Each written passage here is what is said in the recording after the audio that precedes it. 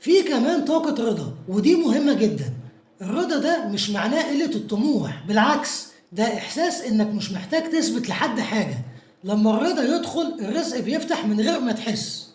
كمان لو كنت مديون أو عندك التزام مالي، الطاقة بتقول إن في انفراجة جاية، ممكن تكون على مراحل بس أكيد في تخفيف. المهم إنك ما تضغطش على نفسك أكتر من اللازم، وخليك ماشي بخطة واضحة. النهارده مناسب لتنظيم أمورك المالية وترتيب حساباتك ومراجعة مصاريفك وتحديد أولوياتك وحتى ادخار بسيط. الحاجات دي كلها مدعومة بقوة.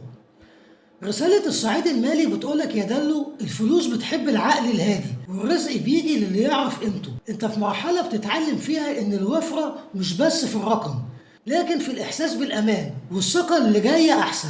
كمل بنفس الهدوء والرزق هيكمل معاك.